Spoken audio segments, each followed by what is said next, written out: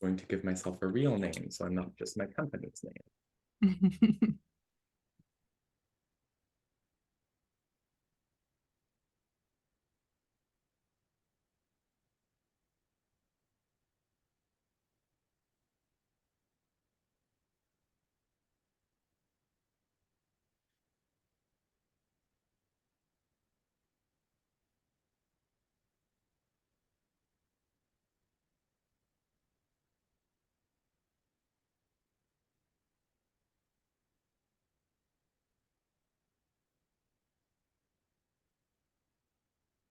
Okay. Just give it one more minute for folks to trickle in.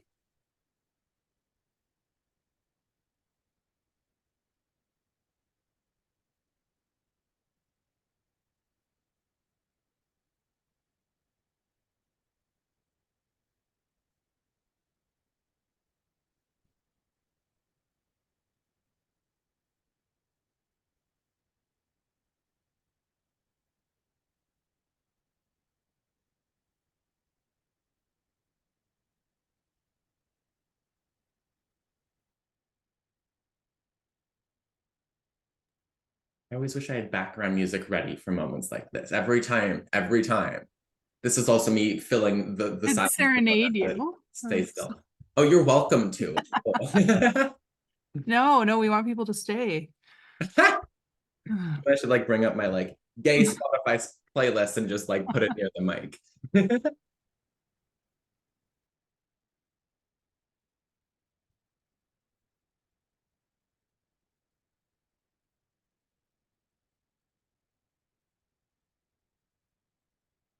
All right, well, why don't we get going?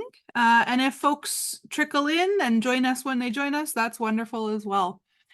Uh, Thanks for joining us this evening, everybody. My name is Alex Dolson, and I'm the Executive Director of Affirm United, Affirm Ensemble.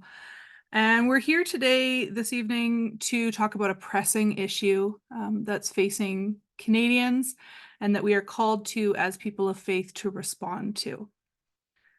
This evening, we're joining from across Turtle Island, and I hope that each of you, wherever you are, can take a moment to acknowledge the traditional territory that you are currently residing in and where you are doing this justice and advocacy work.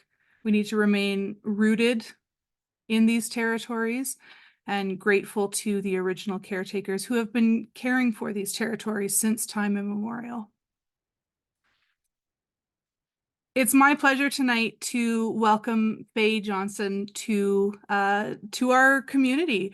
So Faye is the Executive Director of Wisdom to Action, a progressive consulting firm and social enterprise, as well as the part-time Executive Director of the Society for Queer Momentum, a 2S LGBTQIA+ advocacy nonprofit.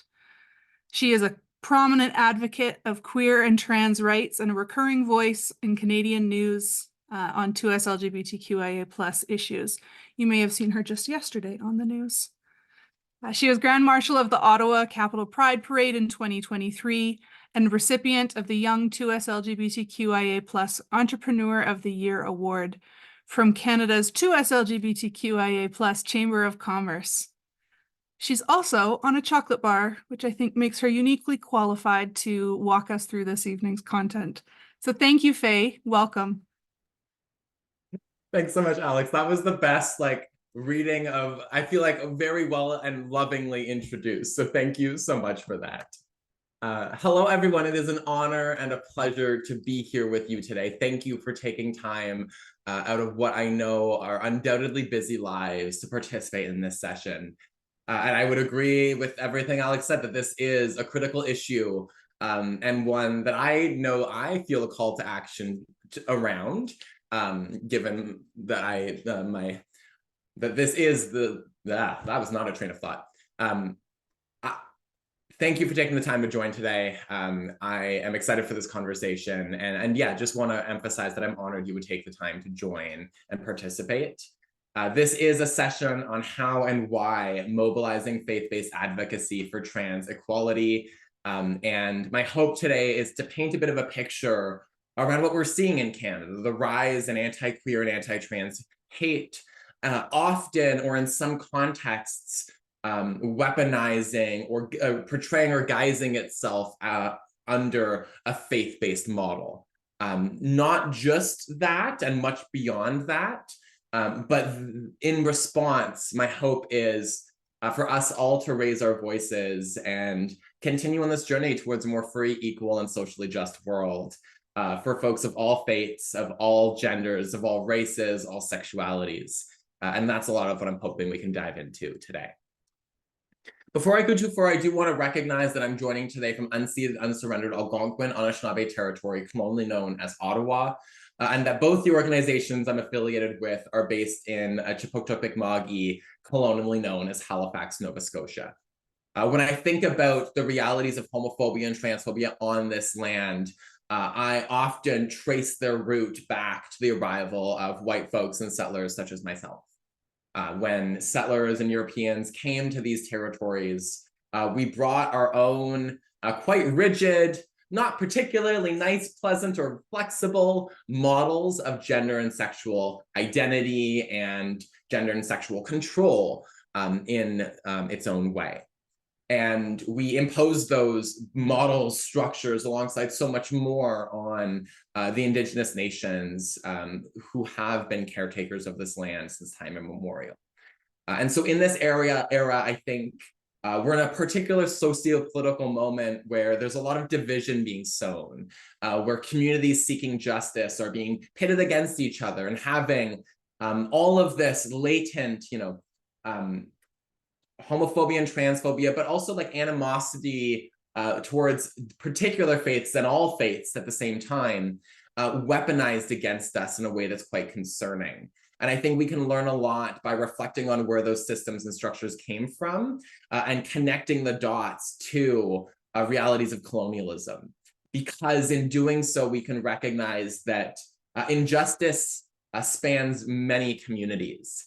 And division is the name of the game for those who want to keep others in their place. And by speaking up together, by building bridges, we can advance that future where we are more free, where we are more equal, and where the world we walk in loves us for all of who we are and gives us the freedom to be ourselves. And now I think that's an important piece of context, and I encourage us to keep that framing through this discussion today. But of course, it's not a virtual webinar without some housekeeping. That housekeeping is quite simple. Do what you need to do during this time and our space together. You know your body best. You can, step away for a coffee or a body break. You can fidget, all those good things.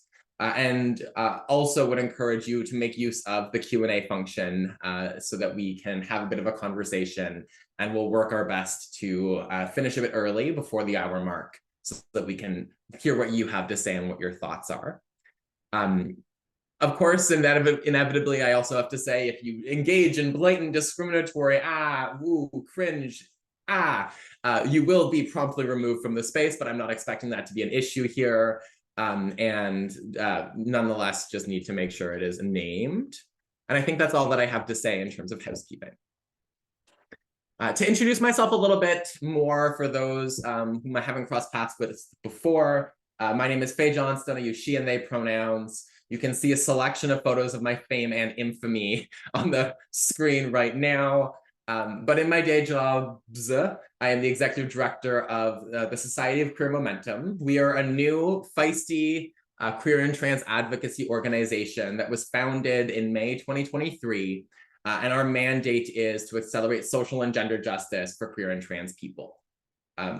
Queer Momentum was founded by myself and my co-owners at the business, which is the other side of my life, Wisdom to Action. And we're a queer and trans owned consulting firm and social enterprise. And we founded the nonprofit Momentum because we've been doing a lot of work in this space. I've been in the movement for 10 years. One of my co-owners was one of the first gays legally married in this country. And so she has skin in the game and always has.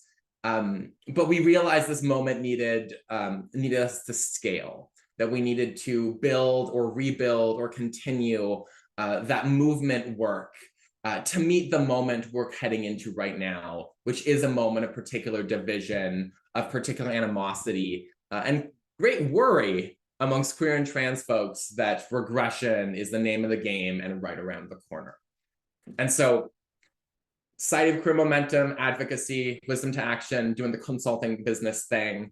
I also am a writer. I write in the Toronto Star, the Ottawa Citizen, and other places on whenever something bad happens, I end up sending in an op-ed and being angry about it.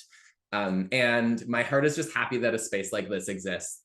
I was chatting with Alex before, and I'm like, I am not a person who practices faith in my everyday life. I have my own beliefs and belief systems. But I did actually grow up in small towns across this country, and Sunday church was a routine way of my family connecting with the folks on the tiny military bases. And I have the fondest of memories of those spaces. And when we came to Ottawa every few years to visit my grandparents, we would go to church with them. And I actually got married by the pastor from that church just over a year ago. And so I have seen the incredible work that folks like yourselves do to create community. And I've also in particular seen the community you carve out for queer and trans people. I've been in small towns where the local church pastor is the person that is safe for the queer and trans young folks in communities that aren't always as accepting as they could be. So I want to honor, recognize, and applaud y'all for doing all of that, because the world is a better place because of it. And you are changing a narrative that is both never was as true as it might be understood to be, but that still plays out, where queer and trans folks and our presence in faith space is not as simple or loving as it could be, and y'all are changing the name of that game, and there's power to it. My last thing is my fun fact that you always have to include, no matter how serious the topic, and that is that I have the 2 cutest ferrets in the world, and that they're running around my toes and sometimes biting them as we speak. Now, I told you a good chunk about momentum already, but the main things to know are we're not an organization that's gunning to run programs in schools and communities across the country. We are an advocacy organization, and our mandate is to create coalitions, enhance coordination, implement campaigns, and mobilize advocates.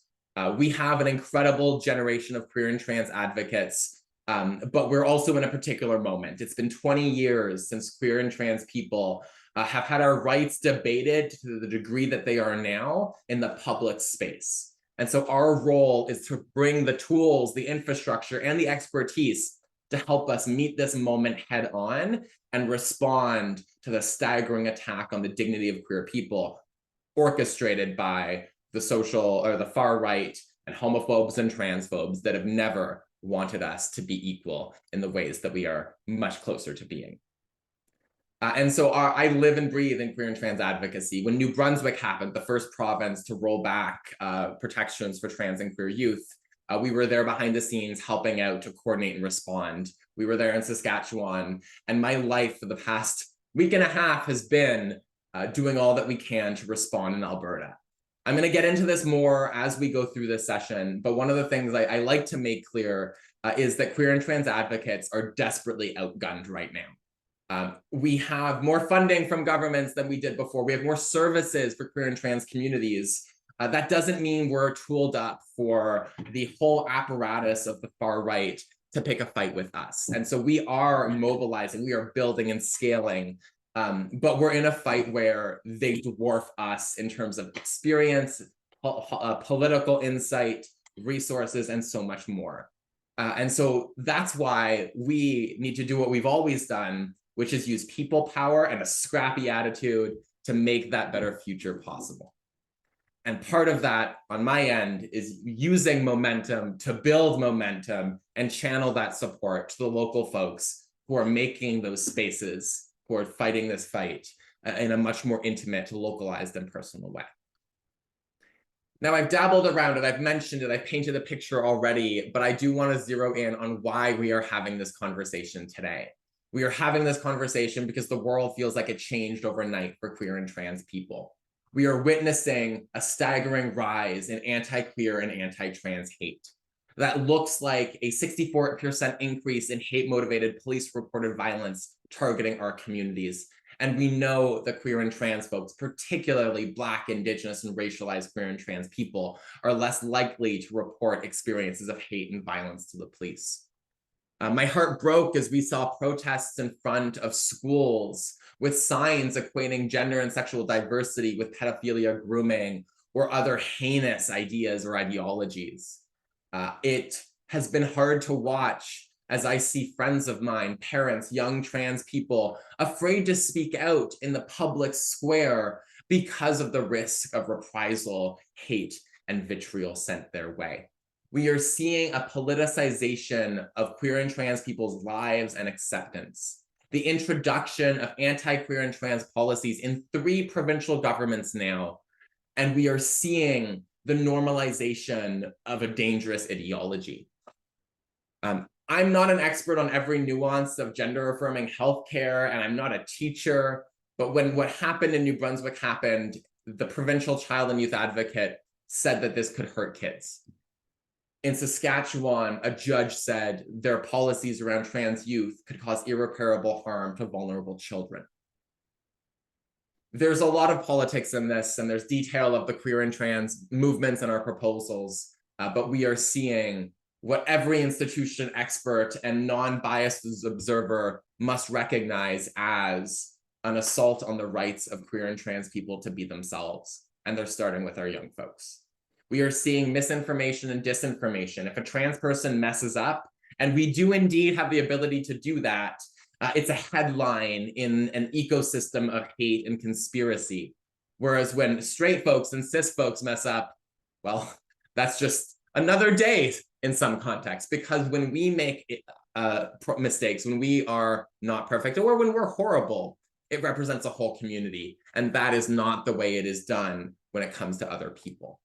We're seeing, as I've mentioned, a divide and conquer strategy pitting marginalized communities against one another, sowing division and weakening the united movement that we need right now. It also broke my heart. I have like the lines that come into my head too much, so I say broke my heart a lot in the last 48 hours. You can blame the need to be somewhat scripted when you're doing interviews. But what we are seeing right now, you know, I was there in Ottawa on the day of the Million March, where for the first time in my life, we saw a bigger crowd of folks protesting us than we had been able to turn out standing up for queer and trans kids. And I want to be very clear when I say what I'm going to say next. We need to address Islamophobia in Canadian society and in queer and trans spaces. But many of the folks who were there at the Million March were folks from Muslim communities. In other towns and spaces, we saw similar show-ups of folks from Christian communities and other faith-based communities. And the fact that the thing that is underlying that to me, in particular when it came to Islamophobia and the associations there, was that there are some very loud voices in other communities, or weaponizing, I would argue, actually, other communities, and sowing this division. And we're not good at responding to it, because on one hand, we have our own racism, we have our own Islamophobia, and we have spaces that haven't always been inviting to folks who are different from us, in particular ways more than others. But we've also struggled to see that shift, to see different folks than we're used to. It used to be white supremacists, and they were 70, and they were white men, and they were old. 70 already alluded to that. But that changed very quickly.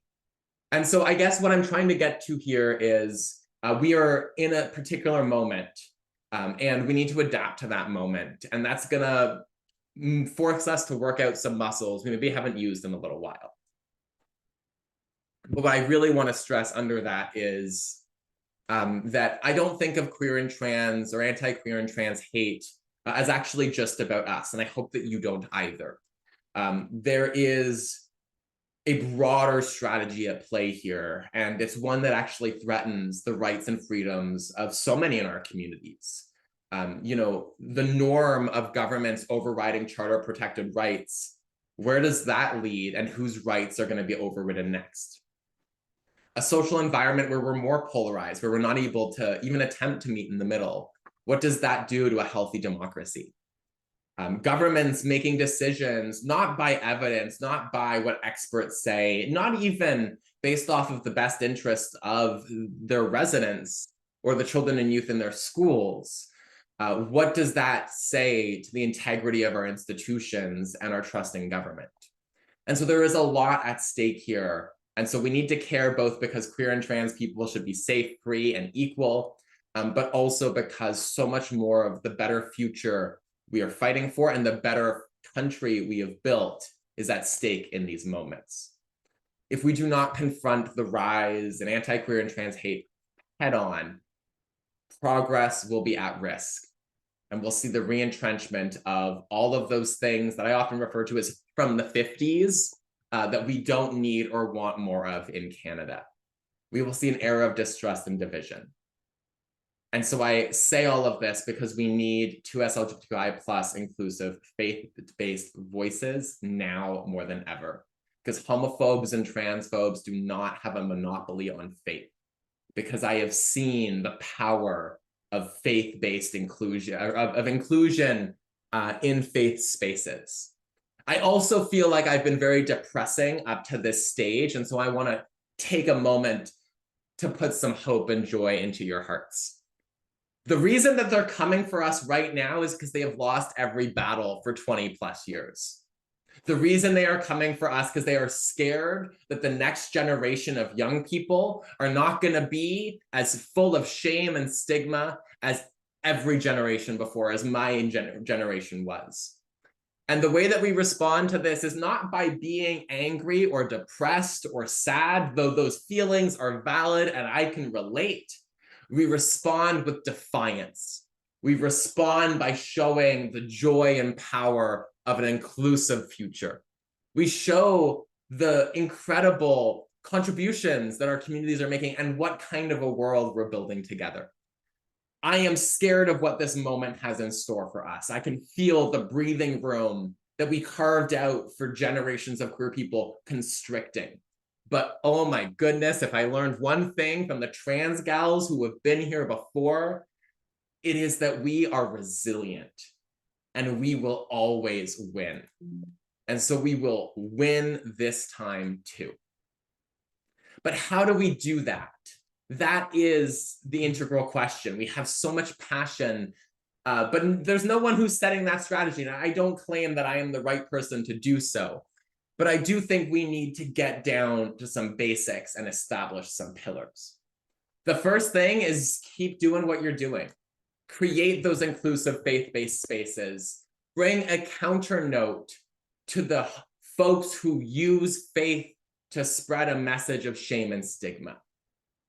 Speak out and sensitize your networks to how anti-queer and trans groups are taking advantage of faith-based communities within a broader agenda that doesn't benefit us. Again, we're seeing misinformation coming from explicitly homophobic and transphobic, but also explicitly racist groups putting their tendrils of information out into other faith-based communities in a way that is ultimately about an agenda that doesn't serve any of us. Keep being an oasis, and I really want to emphasize this one. My heart is going out every day for the queer and trans young folks and families who are scared. I hope that they know that everything happens in context. It's scary right now, but the world is not ending. Climate change will do that in a couple decades. We're fine in the moment, but we're scared. And so keep being that space. Y'all, as folks in faith worlds, you're not social workers, but you're everything minus the title. And I know that you're there for folks when they lose a loved one or when the world is hard or bad to them. I remember that for my own family when we've lost folks, is how much the presence of a priest, a pastor, or I'm bad at naming all the religious roles, but those folks make a world of difference. But try to make sure that the queer and trans folks in your spaces know that you can be that to them as well now. And that you can bring that joy and that hope with it, because I might have gotten you depressed with my first few slides, but individuals in community don't need more of that. They need the other side, the hope, the joy, and the happiness. And so keep being that person or those people. The other side is to be ambassadors. In an era of misinformation, that is really trying to weaponize that like ongoing residual latent hostility to gender and sexual diversity, we as queer and trans folks, as I call us, the gays, are working in a poisoned socio-political environment. I get the dubious role of being like the trans gal on TV and in the media these days, and I often wonder if I am actually the right messenger. I want to see the dads on TV. I want to see like, and I say that with all of the love, but I am a trans lady. I'm not 6'4". I'm 5'11". I got the deep voice, the broad shoulders, and I can reach a lot of great audiences. But we need other folks who can reach the audiences that aren't ready for me yet. And you can be those folks. You can spread the message of faiths that are loving and accept diversity, that welcome and don't judge those who live their lives in different ways. You can have congregations, you can have conversations with your neighbors, with your congregations. I repeated the word. I had to Google synonyms. I was like, people who go to faith spaces, because I'm bad at words sometimes. And you can try to help address the misinformation out there. You don't need, and I want to stress this, you don't need to be able to list every single one of the gender identities out there to be a good ambassador in this context. I don't need you to be able to cite the evidence on puberty blockers or any of that jazz. I mean, you're welcome to do it. It's powerful. I can't do it, and I spend my life in this world.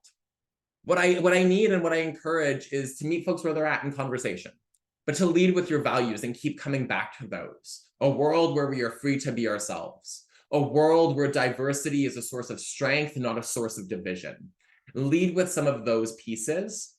Bring in what facts and science you do have on the conversation, but don't minimize or perceive with ill intent those who are bringing forward worries or anxieties about these issues.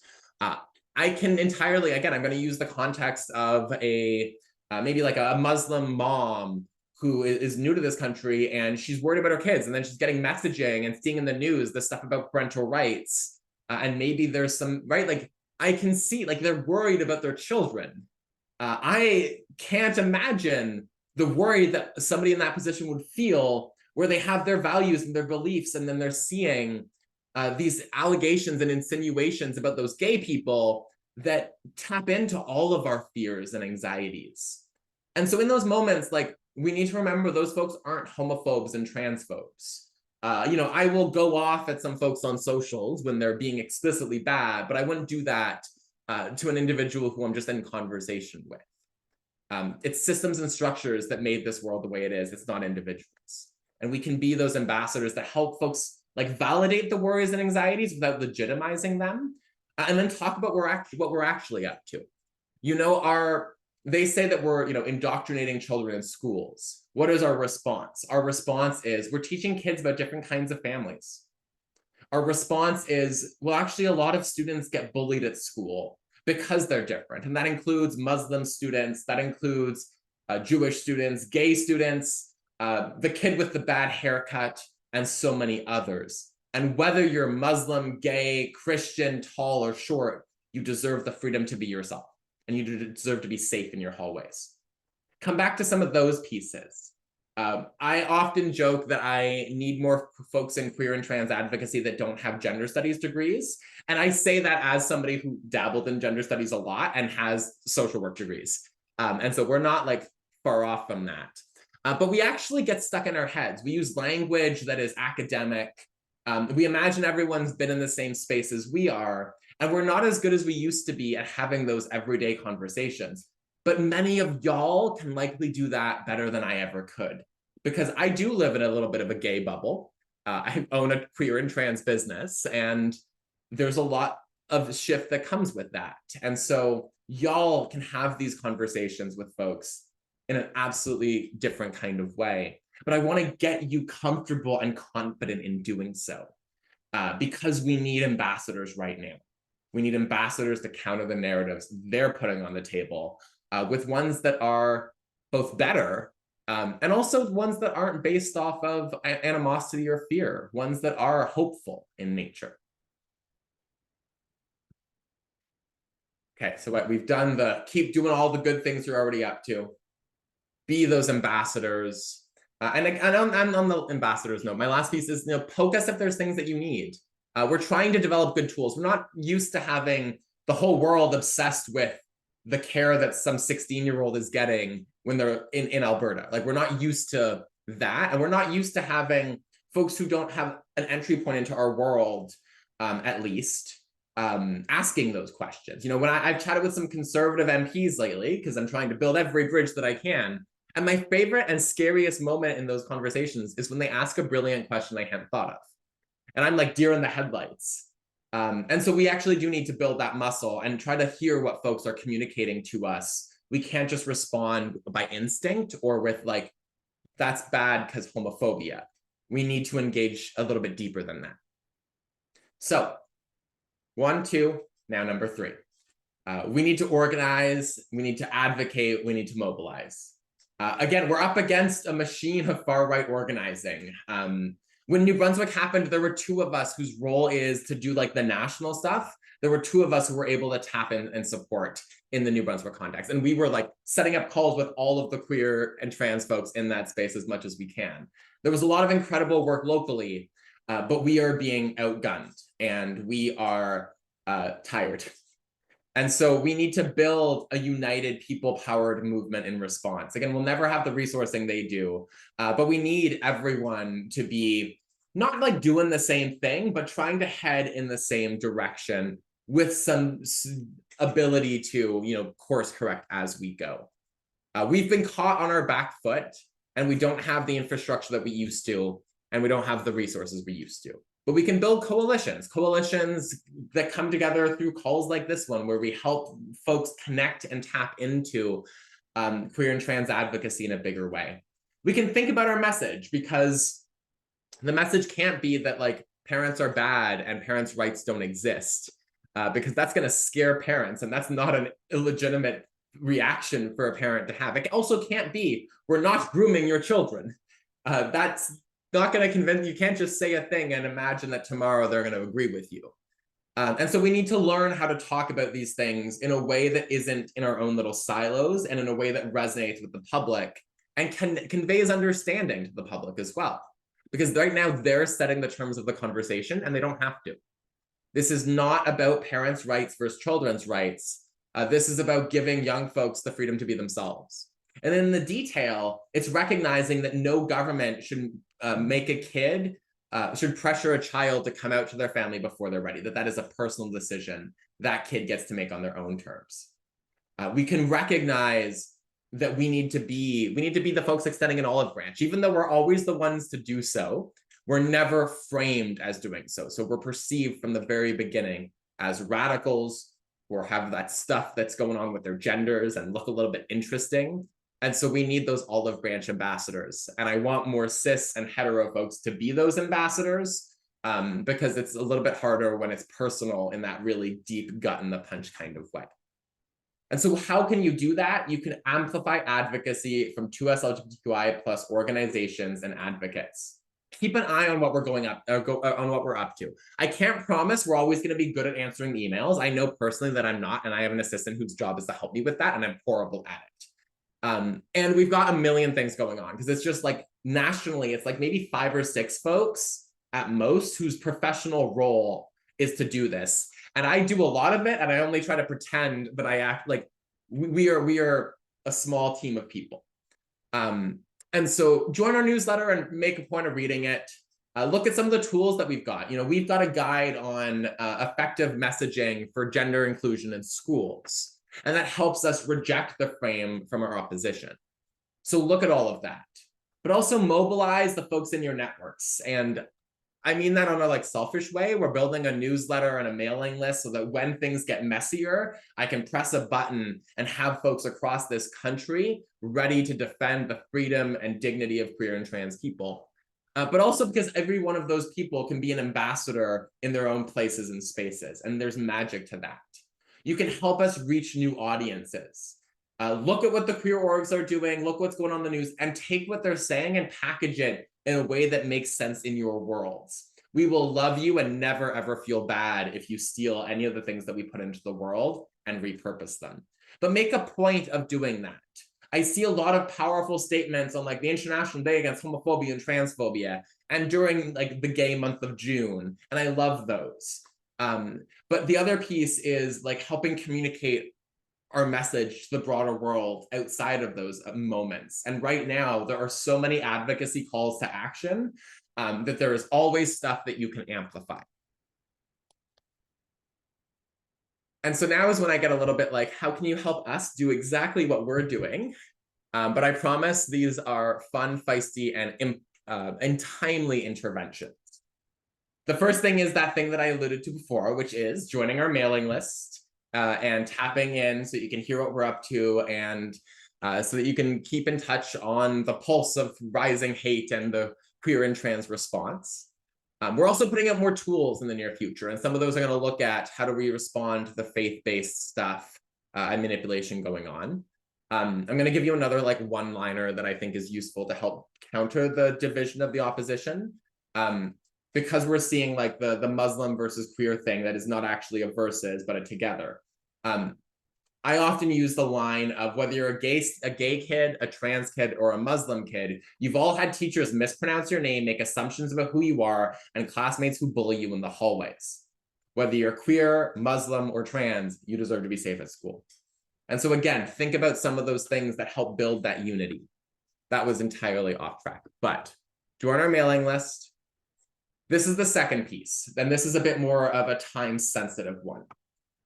We launched a petition a few months ago urging the Government of Canada and the House of Commons to implement the recommendations from a white paper that was published by a brilliant trans woman who works in a member of Parliament's office. This white paper is in essence a roadmap to advance trans equality in practice, not just on paper.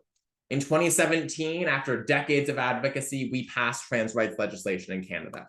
That was an important moment, and it had an incredible impact. But there's so much more that we haven't yet done. Trans people are still more likely to be poor, more likely to be homeless, more likely to be harassed, and now governments are meddling in our healthcare. Woohoo.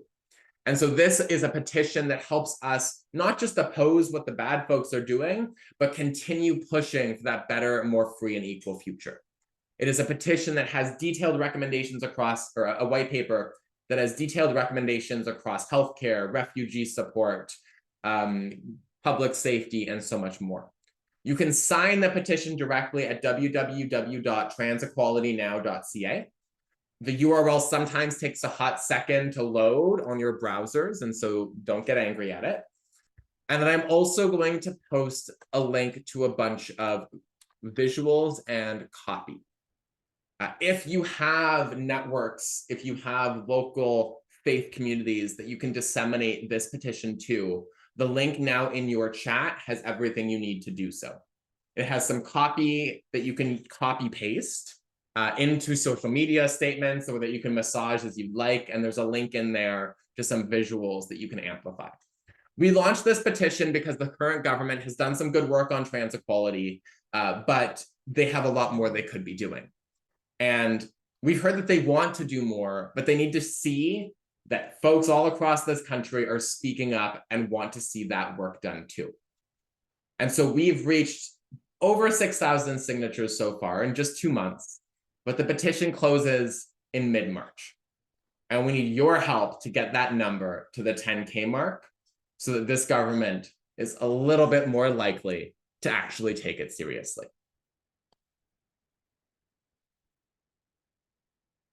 The second piece is more of an immediate nature.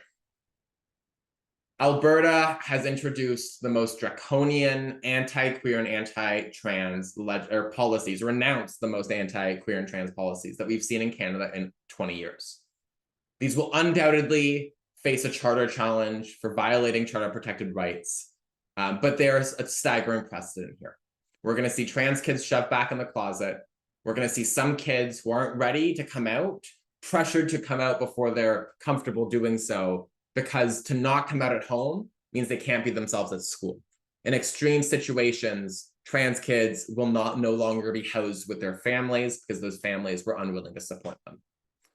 We're seeing a whole cohort of young trans people who are going to have the government put itself between them, their families, and the healthcare that they need.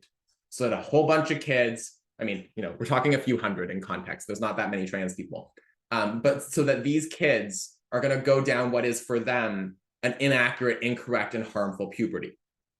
the precedent it sets for governments to flagrantly intervene in healthcare in defiance of best practice and without chatting with physicians is also quite scary. As I've alluded to, the struggle is we're not resourced for battles like this.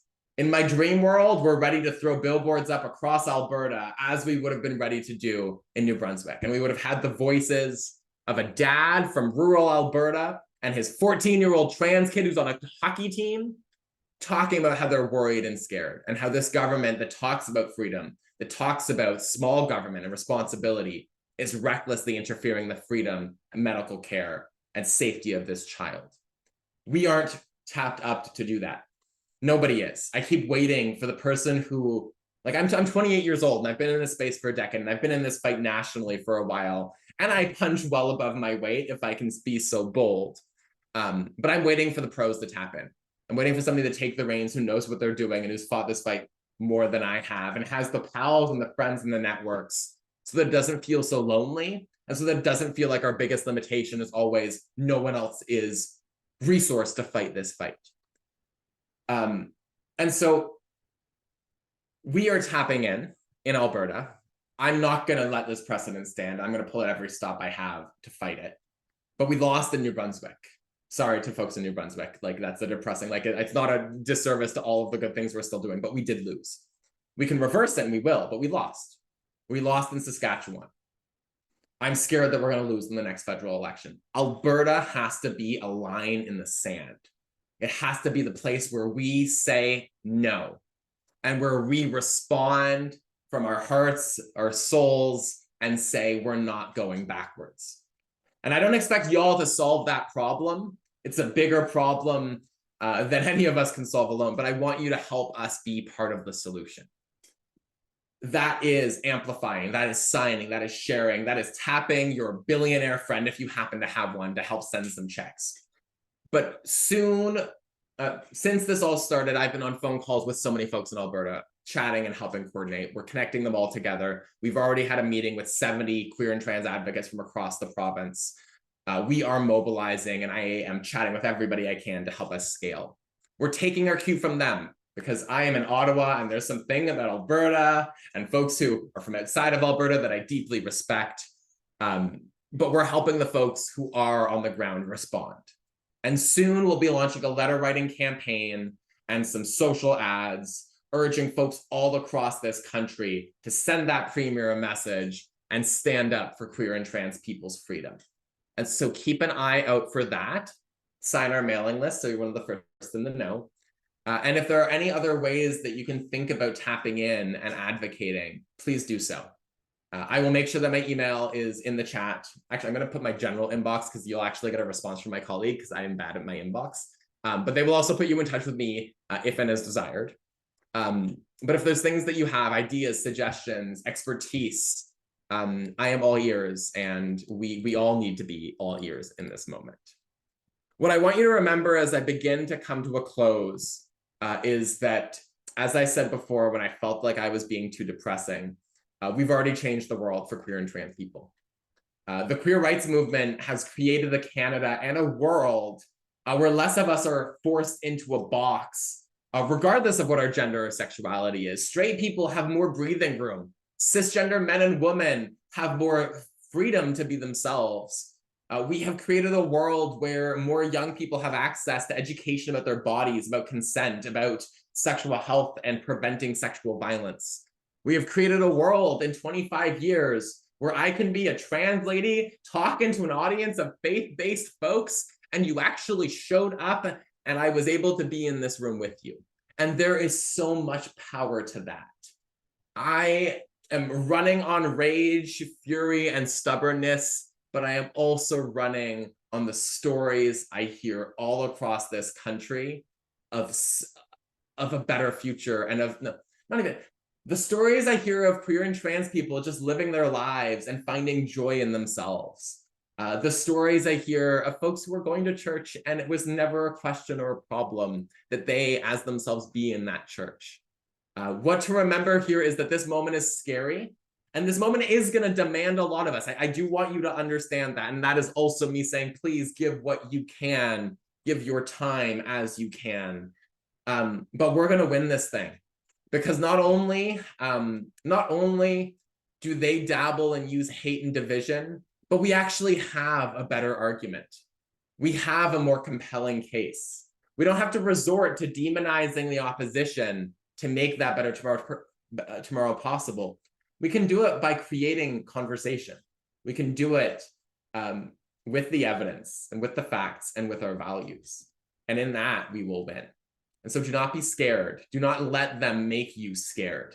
Be defiant and get organized. I basically said everything that's on this slide. With that, I did say I wanted to make sure there was time for questions, and I will absolutely be sending the slides to the many folks I'm seeing asking. Thank you. And so I'm going to unshare my screen now so that I can see your lovely faces. And I am going to look at what your questions are.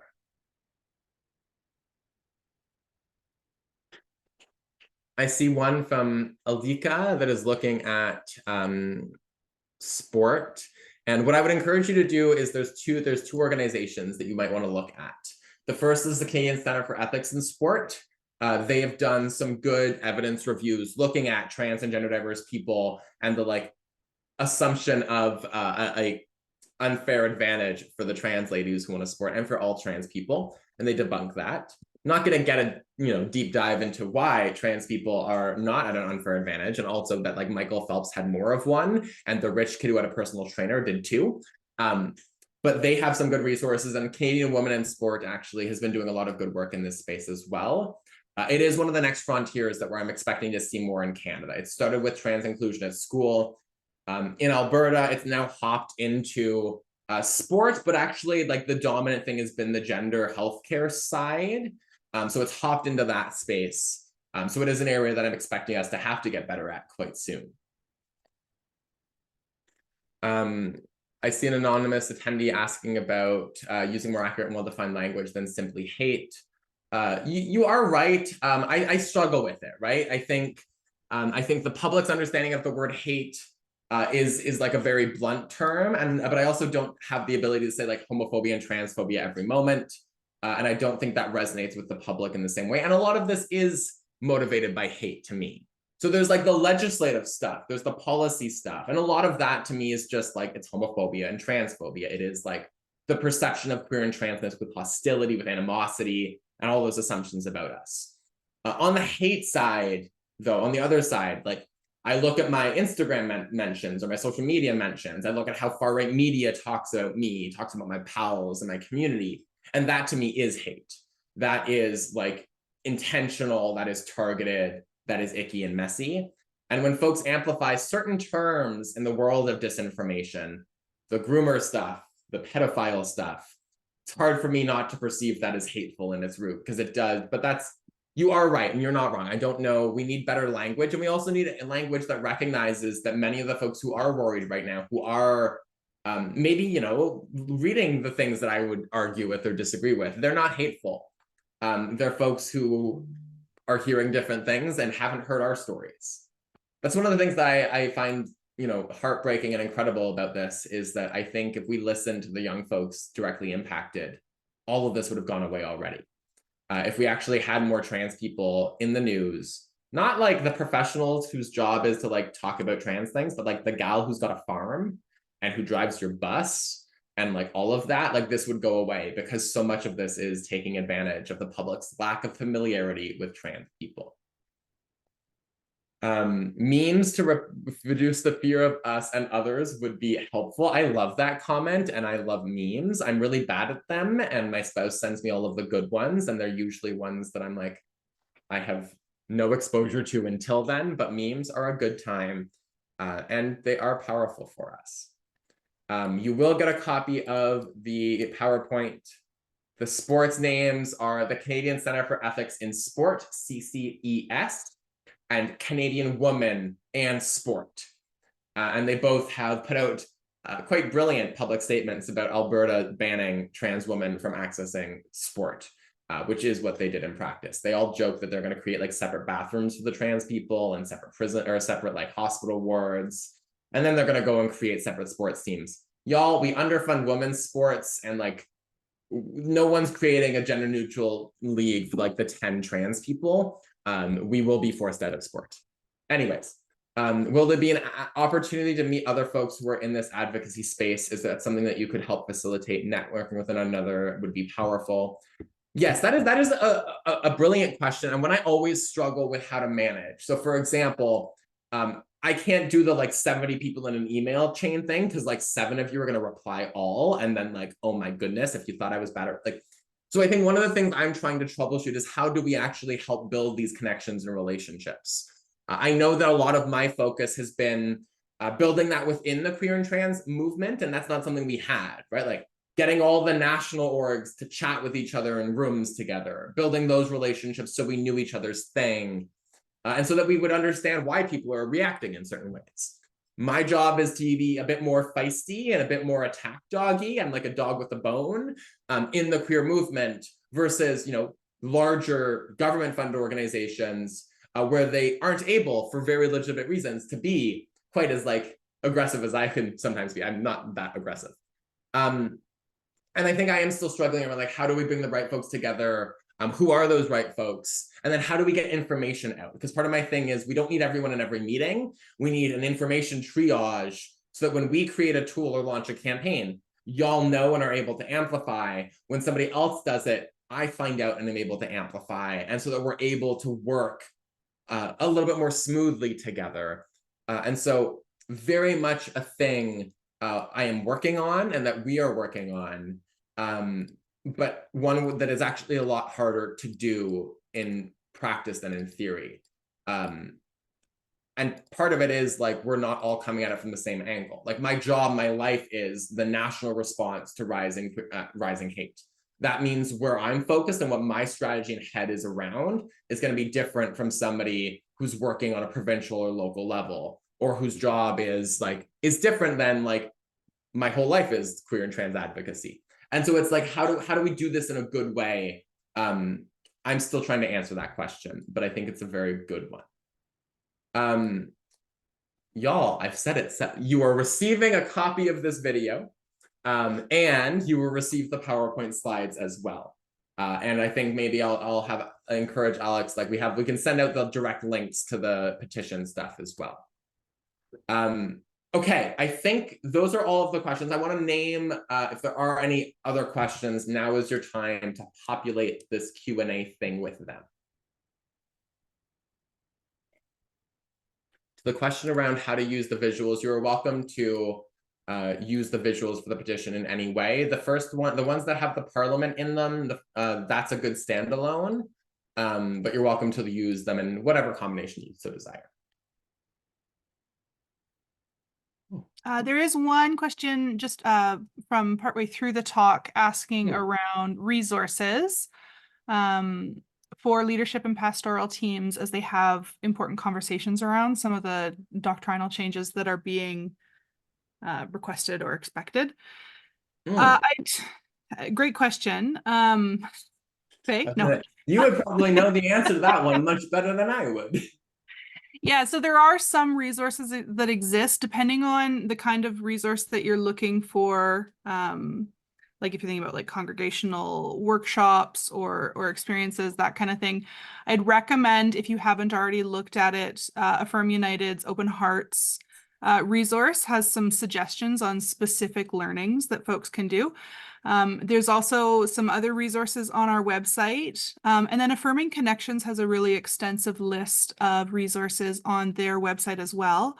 I can pop that in the chat, and it has some sort of overview stuff around, queer theology, some of the discussions around how do we take biblical passages and apply them to current contexts as it comes to the queer community, that sort of thing. Those are all really useful resources, and I can pop them in the chat. The hope is that if you're coming from a United Church space, the hope is that eventually we will have some more specific leadership training for both ordained and non-ordained leaders in the United Church that we'll be able to facilitate. But at this point, it doesn't exist specifically. And in terms of the theological colleges, it's offered in not a consistent way, even in United Church theological colleges. So all this to say, resources do exist, but not enough good ones exist, I'd say.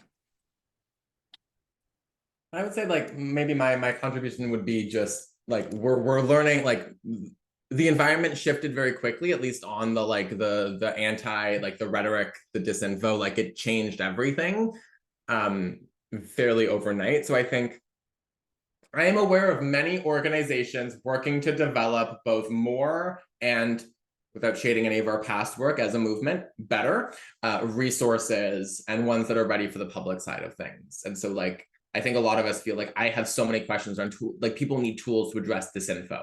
And it can't just be a like, that's homophobic. It has to be some of what I, echo here, right? It has to be the like, something that builds the bridge rather than reinforces the divide. Perfect. I see. Okay. I know we are approaching time, so I think what I would say is thank you. This has been lovely. I have never, my life is a lot of virtual chats, and y'all hit those react buttons like nobody's business.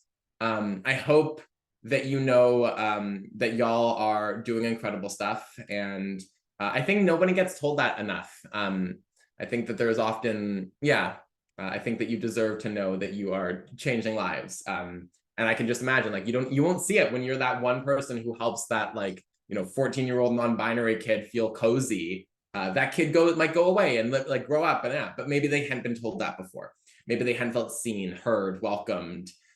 You changed their entire relationship with faith, with themselves, with their community, and you gave them a moment to remember. And so keep being those humans. Thank you so much for your time tonight. And let's all be ambassadors tomorrow. Thank you so much, Faye. It's been a pleasure to host you and to learn from all of your lived and learned experiences. I think that we are much more equipped to go into this fight. And thank you everyone for joining us. It's been a really great evening of learning. As Faye said, we'll be able to send around the resources noted in the PowerPoint and the video, and those will be available to you after this. So thank you for joining and have a wonderful evening. Bye, folks.